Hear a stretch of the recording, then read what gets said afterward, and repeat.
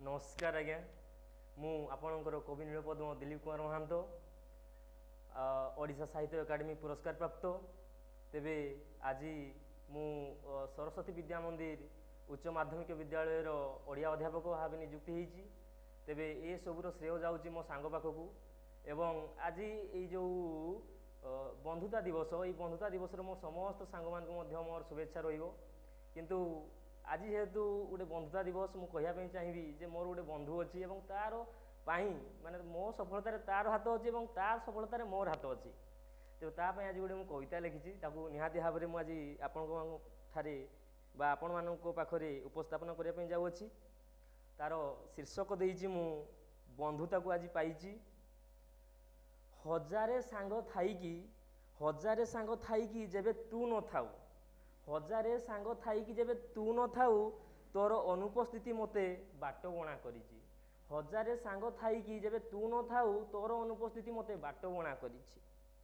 बहु दिन परे बंधुता को आज पाइछि बंधुता बिना किछि जे भलो तो लागे ना बंधुता बिना किछि भलो जे लागे ना सबू लागे खाली सुना सुना बंधुता बिना किछि जे भलो तो लागे ना सबू लागे खाली सुना सुना जेबे तू पाखे न थाऊ तेबे मते लागे खाली सुना सुना हेले जेबे तू पाखे थाऊ मु दुनिया को भी जीति जाइछि बहुत दिन परे बंधुता को आज पाइछि बंधुता को डाकी पचारिला भाईचारा बंधुता को डाकी पचारिला भाईचारा तोर मोर भितरे खाली फरक टिके अच्छी बहुत दिन परे आज बंधुता को मु पाइछि आज कहूची बंधुता जे भाईचारा और बंधुता भितर पार्थक्य कौन तो सी कहूची समान जिनस खाली 19-20 का फर्क है खाली 19-20 फरक अच्छी आ मु बहुत दिन पर आज बंधुता को पाई तेज यही कविता जो कहली मो सांग डेडिकेट कर मो सांग ही कहूँ तेज ये सांग आउ कहीं नुह